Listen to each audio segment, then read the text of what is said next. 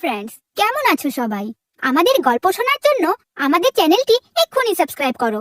আর হ্যাঁ, পাশে থাকা বেল আইকনটি ক্লিক করতে ভুলো না যেন।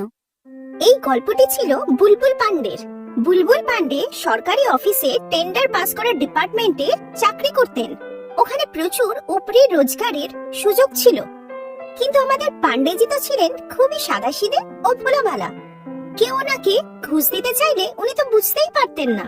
একদিনের ঘটনা, একজন ঠিকাদার টেন্ডার পাস করানোর জন্য একটি মিষ্টির বক্সে অনেক টাকা দিয়ে চলে যেতে লাগলো। পান্ডেজি বক্সটি খুলে দেখলো যে ওর মধ্যে টাকাই টাকা। আরে ঠিকাদার সাহেব, আরে আপনারই বাক্সটা ফেলে যাচ্ছেন তো। আরে দেখুন দেখুন, এতে শুধু নোট আর নোট। আরে টাকা পয়সা নিয়ে এরকম ছেলে মানুষই ঠিক না। দেখুন দাদা, টাকা উপার্জন করা কিন্তু খুব কষ্ট। কেউ কি এদের এইভাবে ফেলে যায়? পান্ডেজির এই কথা শুনে অফিসের সমস্ত স্টাফ ওনার দিকে তাকিয়ে হাসতে লাগলো। আর ঠিকাদারও ভাবতে লাগলো যে কি করে বলি এটা ঘুষের পয়সা। যদিও বা ঠিকাদার বলেও দিতেন, তবুও আমাদের পান্ডেজি কি ওই টাকা নিতেন? কারণ উনি মনে করতেন যে সততাই সব থেকে বড় সম্পদ। যাই হোক, 40 বছর বয়সের আমাদের পান্ডেজি আজকাল একটু চিন্তায় আছেন। আসলে ওনার বিয়ে ঠিক হয়ে গেছে। ওনার হবু বউ ঐশ্বর্য এত সুন্দরী যে আমাদের পান্ডেজি তো এক সপ্তাহ ধরে বিশ্বাসই করতে পারেননি যে এত সুন্দরী মেয়ে তার স্ত্রী হতে চলেছে। পান্ডেজি ওর ছবি দেখছিল। আমাদের দুজনের তো কোনো মিলই নেই। ও এত স্মার্ট, লম্বা, আর আমি বেটে। ও দুধের মতো ফর্সা, আর আমি চবনপ্রাশের মতো। আমাকে বিয়ের আগে কিছু একটা করতেই হবে। এরপর থেকে তো পান্ডেজি পার্কে গিয়ে রোজই লম্বা হবার জন্য খুব চেষ্টা শুরু করলেন। আর প্রত্যেকদিন পার্ক থেকে এসে নিজের উচ্চতার মাপ নিতেন, কিন্তু তাতে কোনো লাভই হলো না। তারপর টিভিতে একদিন অ্যাড দেখে লম্বা হওয়ার জন্য মেডিসিনও অর্ডার করলেন, কিন্তু তাতেও কোনো ফল হলো না। আর এর মধ্যে পান্ডেজির সাথে ঐশ্বর্যর বিয়ে হয়ে গেল ফুলসজ্জার রাতে। তুমি খুব সুন্দর, তোমার কাছে আমি কিছুই না। কিন্তু হ্যাঁ, আমি তোমাকে আজ এই কথা দিচ্ছি যে আমি তোমাকে তোমার থেকেও বেশি ভালোবাসবো। একটি মেয়ের আর কি চাই পান্ডেজি? ঐশ্বর্য পান্ডেজিকে খুব ভালোবাসতো, কিন্তু পান্ডেজি নিজেকে সবসময় ঐশ্বর্য থেকে কম মনে করতেন। এদিকে পাড়ার ছেলেরা পান্ডেজি অফিসে বেরিয়ে গেলে ঐশ্বর্যকে রাস্তায় দাঁড়িয়ে দাঁড়িয়ে দেখতো। একদিন পান্ডেজি অফিস থেকে বাড়ি ফেরার সময় দেখলো যে ছেলেগুলো দাঁড়িয়ে দাঁড়িয়ে ঐশ্বর্যকে দেখছে। উনি রেগে বললেন, তোমরা এখানে কি করছো? হ্যাঁ, যখনই দেখি শুধু আমার বারান্দার দিকে তাকিয়ে থাকো। কেন? তাকিয়ে থাকার উপর তো সরকার ব্যান লাগায়নি না। হ্যাঁ, সে ঠিক আছে, কিন্তু তোমরা যে আমার বইয়ের দিকে চেয়ে থাকো সেটা তো ঠিক নয়। এই কি কাকু, আপনি বেকার বেকার এসব কি আমাদের উপর দোষ দিচ্ছেন? আপনার যদি আমাদের উপর সমস্যা হয় তাহলে আপনি আপনার বউকে ঘরে তালা বন্ধ করে রেখে দিন না। পান্ডেজি বুঝতে পারলো যে এদেরকে কিছু বলে লাভ নেই। উনি ওখান থেকে চলে যেতে গিয়ে শুনতে পেলেন যে ওই ছেলেগুলো বলছে যে বাদরের গলায় মুক্তার মালা। এই কথাটি শুনে পান্ডেজির খারাপ লাগলো ঠিকই, কিন্তু ওনার নিজেরও তো এই ধারণাই ছিল। একদিন সকালে ওদের নতুন হ্যান্ডসাম প্রতিবেশী অঙ্কিত ওদের বাড়িতে এলো। নমস্কার, আমি আপনাদের নতুন প্রতিবেশী। কিছুদিন হলো এখানে এসেছি।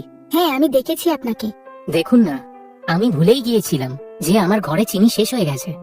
আর সকাল সকাল চা খাওয়ার একটা বদ অভ্যেস আমার আছে। তাই বলছি, আপনার কাছে যদি একটু চিনি পেতাম। হ্যাঁ, নিশ্চয়ই। একজন প্রতিবেশী তো আরেকজনকে সাহায্য করবে, তাই না? ওদেরকে এভাবে কথা বলতে দেখে পান্ডেজির খুব রাগ হয়। এরপর থেকে অঙ্কিত কোনো না কোনো কাজে ওদের বাড়িতে আসতেই থাকে। একদিন পান্ডেজি রেগে গিয়ে বলে, আরে এসব কি? যখনই দেখি সকাল সকাল আমার বাড়িতে চলে আসে। আমি কি ধর্মশালা খুলে রেখেছি নাকি? আরে এ তুমি কি বলছো? আসতে বলো, ও যদি শুনতে পায়। তুমি জানো, অঙ্কিত খুব ভালো ছেলে। তুমি যখন ঘরে থাকো না, তখন যদি আমার কিছু দরকার হয়, ও চট করে নিয়ে আসে। আচ্ছা, আমি বাড়িতে না থাকলেও কি ও আসে? হ্যাঁ, কেন? অসুবিধা আছে? না, কিসের অসুবিধে? কোনো অসুবিধা নেই আমার। এখন পান্ডেজি কি আর বলতে পারতো যে তুমি অঙ্কিতের সাথে দেখা করবে না, কথা বলবে না? ঐশ্বর্য কিছু মনে করবে এই ভেবে পান্ডেজি ওই সময় চুপ করে থাকে। উনি অঙ্কিতের মতো হ্যান্ডসাম ও ফর্সা হওয়ার জন্য প্রায় 9000 টাকার প্রোডাক্ট কিনে আনলেন। আরে, এতগুলো কিনে এলে? অফার চলছিল নাকি? না, কোনো অফার চলছিল না। ঐশ্বর্য ব্যাগগুলো খুলে দেখলো যে ওর মধ্যে ফর্সা হওয়ার নানা ধরনের ক্রিম আছে। আরে, এতগুলো ক্রিম কেন নিয়ে এলে? তুমি জানো না আমি ওসব দিই না। আরে এইসব তোমার জন্য না, সবগুলো আমার জন্য। পান্ডেজির মনে হতে লাগলো যে ঐশ্বর্য ধীরে ধীরে অঙ্কিতের কাছে যাচ্ছে। পান্ডেজির মনে হতে লাগলো ও যদি অঙ্কিতের মতো ফর্সা হতে পারে তাহলে ঐশ্বর্য ওকে আবার অনেক ভালোবাসবে। একদিন সন্ধেবেলা পান্ডেজি অফিস থেকে ফেরার সময় ওদের দুজনকে মার্কেটে দেখতে পায়। এটা দেখে পান্ডেজির খুব খারাপ লাগে। কিছুক্ষণের মধ্যেই ওরা বাড়িতে ফিরে আসে।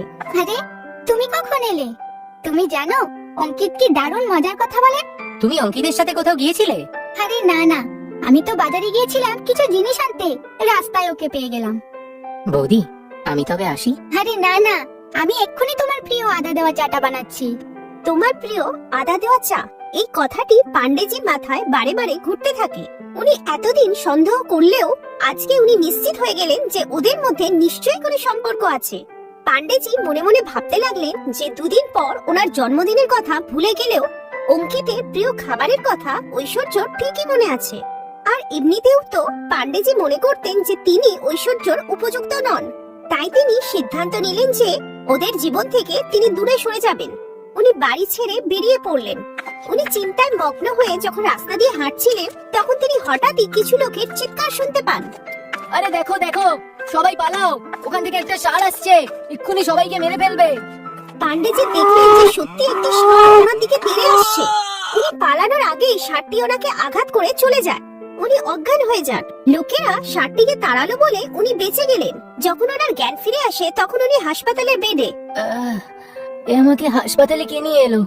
আমি মরে কেন গেলাম না? এখন আর আমি বেঁচেই বা কি করব?